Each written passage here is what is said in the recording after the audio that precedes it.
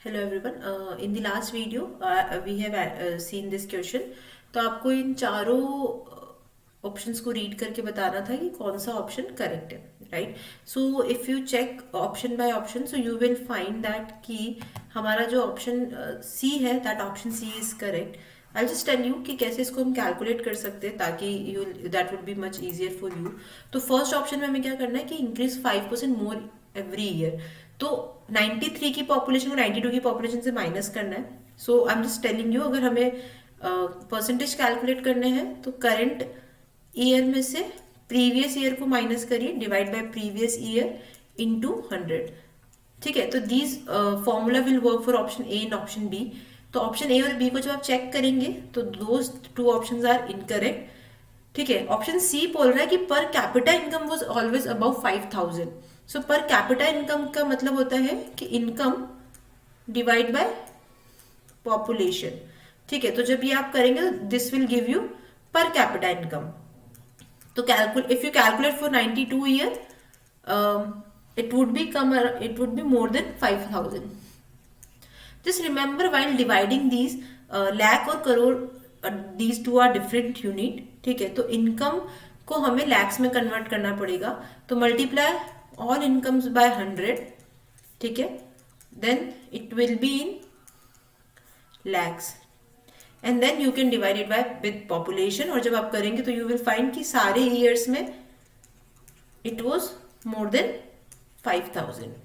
so option C would be correct। try this।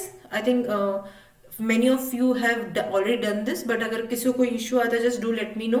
but option C would be correct। just follow this formula and you will be able to get the answer। अब हम data interpretation के second part में चलते हैं, which is pie chart. Pie chart क्या होता है, general definition मैंने दी है जिसमें बताना चाह रहे हैं कि एक सर्कल को हम क्या करते हैं, कैटेगरिकल वेरिएबल्स के अकॉर्डिंग डिवाइड कर देते हैं स्लाइसेस के अंदर, और वो हर स्लाइस उस कैटेगरिकल वेरिएबल का कितना पोर्शन वो टोटल में से रखता है वो इंडिकेट करता है। सपोज टीम 1 100 में से 21.8% रखती है, टीम 2 के पास 32.7% है, टीम 3 के पास 10.9% है और टीम 4 के पास 34.5% है। तो टोटल का ये परसेंटेज है, नॉट द वैल्यू। सपोज हमारे पास टोटल स्कोर 400 है, तो 400 का 21.8% जो है वो टीम 1 के पास है। That's what the pie chart is meaning to say you. ठीक है, सो एक एग्जाम्पल लेके समझते हैं। सपोज एक क्लास का डेटा दिया हुआ है जिसके अंदर इंग्लिश जो जिन स्टूडेंट ने दे रखा वो 20% है, मैथ्स वाले 30%, साइंस 30%, हिंदी 10% और एसएसटी 10%। तो अगर मेरे पास टोटल स्टूडेंट 200 है, these are the number of student, तो इंग्लिश में कितने स्टूडेंट होंगे, that would be 200 divide by 100 multiply by 20। So आपको क्या करना है, टोटल जो नंबर्स है उसको डिवाइड करना है 100 से और मल्टीप्लाई करना है जो भी परसेंटेज वैल्यू है। तो आपको वो नंबर ऑफ वैल्यू आ जाएगी। तो हमारे पास कितना हो जाएगा ये, it would be 40। Calculate for everything. So maths का हमारे पास 60 आएगा, science again will come 60, Hindi का हमारे पास आएगा 20 और एसएसटी हमारे पास आएगा 20। तो that would be sum would be 200। तो just this is just the simple example. The reason is that कि परसेंटेज को हम कैसे चेक कर सकते हैं अगर एक टोटल नंबर दिया हुआ है। कुछ एग्जांपल्स देखते हैं। See this example. The following pie chart shows the percentage distribution of the expenditure incurred in the publishing a book। Study the pie chart and answer the question based on that। ठीक है, तो total बता रहा है कि publishing cost कितना है, transportation कितना है, प्रिंटिंग कितना है, पेपर कॉस्ट कितना है, बाइंडिंग कितना है, रॉयल्टी कितना है, ये सब परसेंटेज में हमें दिया हुआ है। तो इस पे एक क्वेश्चन बेस्ड है। एक सर्टन क्वांटिटी ऑफ बुक्स है जिसको जब पब्लिश कर रहे हैं तो उसका जो रॉयल्टी है वो उसको देना पड़ रहा है 22,950। okay, so the royalty he is giving 22,950। how much printing cost would be there। तो आपको टोटल कॉस्ट नहीं दिया हुआ है, आपको एक सेगमेंट दिया हुआ है कि जो 15% है। तो जो लेट्स सपोज जो हमारा टोटल कॉस्ट है वो x है, तो जो x का 15% है दैट इज 22,950 और आपको इस x का 20% which is printing cost that you have to find. आपको ये गिवन है, तो हम कैसे कर सकते हैं, हम इस x की वैल्यू फाइंड करेंगे, इस x की वैल्यू के थ्रू हम ये वैल्यू फाइंड करेंगे।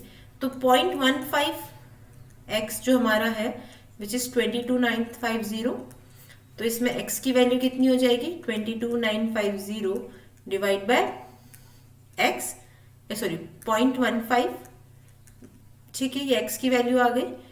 तो 0.20x कितना होगा, 0.20x हमारा कुछ भी नहीं है विच इज प्रिंटिंग कॉस्ट। तो कैसे कैलकुलेट करेंगे, 0.20 multiply 22,950 divide by 15 which would come around 30,600। Calculate this and this will be the answer. तो हमने क्या किया, हमें एक परसेंटेज की वैल्यू दी हुई थी, उससे हमने टोटल कॉस्ट की वैल्यू फाइंड करी, टोटल कॉस्ट से फिर हमने प्रिंटिंग कॉस्ट की वैल्यू फाइंड कर ली। तो that's how you do the pie chart वाले questions. The second question is that on the same pie chart कि what is the central angle of the sector corresponding to the expenditure incurred in the paper cost. तो हमें paper cost का angle find करना है, और ये total angle I think पता होगा आपको। तो जो टोटल एंगल हमारे पास होता है वो होता है 360 डिग्री। तो पेपर कॉस्ट कितना है उसका 25% ऑफ 360 डिग्री। तो व्हेन यू कैलकुलेट दिस, ये मैंने अभी आपको जस्ट कुछ मिनट्स पहले बताया कि हम कैसे वैल्यू कैलकुलेट करते हैं। तो जो टोटल दे रखा है, टोटल डिवाइड बाय 100, जो परसेंटेज है उससे हम मल्टीप्लाई करेंगे। When you do that divide by 4 it will come around 90 degree. तो जो आंसर होगा वो क्या हो जाएगा 90 डिग्री। ये एंगल वाले क्वेश्चन बहुत कॉमन है, ये पूछे जा सकते हैं गेट के अंदर कि कितना एंगल, वो सपोज रॉयल्टी कितना एंगल ले रही है टोटल, जितना भी यहाँ पर डेटा है उसके अंदर, ठीक है। This is the third question on the same. The price of the book is marked 20% about the CP's cost price. If the mark price of the book is 180, then what is the cost of the paper used in a single copy of the book? आपको cost price जो है which is more than 20%, ठीक है, मतलब जो mark price दे रखी है, suppose mark price हमारे पास 180 है और हमारी कॉस्ट प्राइस क्या है, let's assume it's 100।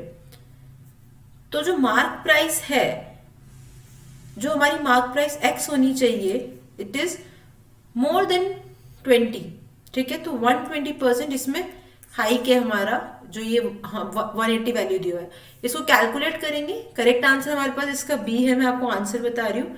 Try it your and, अगर नहीं आता just do let us know in the comment, we will solve this and we will reply there, but I want you to practice on the same pie chart ताकि you will be able to very friendly with the pie chart question और कैसे solve करते हैं, ठीक है। नहीं तो हम नेक्स्ट वीडियो के अंदर, if there are so many doubts, we will see the same question in the next video. Let's see the different pie chart with the different set of questions. हमें एक कीर्ति नाम की लड़की के सारे एक्सपेंडिचर बताए हुए कि वो कितना कहाँ पे एक्सपेंडिचर करती है, उसके बेस पे क्वेश्चन पूछा गया है कि अगर वो 50,000 अर्न करती है तो how much she spends on rent, transport और एजुकेशन। अगर उसकी अर्निंग 50,000 है, तो how much she is expanding on rent, transport और एजुकेशन। सो क्या करना है हमें, रेंट पे कितना कर रही है प्लस ट्रांसपोर्टेशन पे कितना कर रही है और एजुकेशन पे कितना कर रही है, उसको प्लस करेंगे। रेंट 19 प्लस 5 प्लस 15, इसको जब सम करेंगे तो कितना आएगा 20, 30, 39। तो टोटल अर्निंग का 39% वो क्या कर रही है, इन तीनों चीजों पे एक्सपेंड कर रही है, ठीक है। So if you calculate this it will come around 19,500। कैसे कैलकुलेट करेंगे, so I have already told you 50,000 right, divide by 100 multiply by 39। So if you do this the value will come around 19,500, ठीक है। The next question on the same pie chart. So yeah, Kirti is earning 20,000. ठीक है. So how much more does she spends on food than education and transportation put together? We have to find the more part. कि suppose वो education और transportation को include करके और कितना ज्यादा टोटल एक्सपेंडिचर कर रही है, ठीक है, on food, more spend on food. So food कितना है 21%। सो फूड पे जितना एक्सपेंडिचर कर रही है minus transportation plus education, so that would B 21 minus 20, तो 1% ज्यादा कर रही है। तो मैं 20,000 का जब 1% कैलकुलेट करूंगी, how much it will come around 200 rupees. So she is spending more 200 rupees more on the food than transport or education. This is another question on the same data chart. In other, Kirti spent 40% of the repayment of car loan amounting to rupees 3000. How much does she spend on transportation?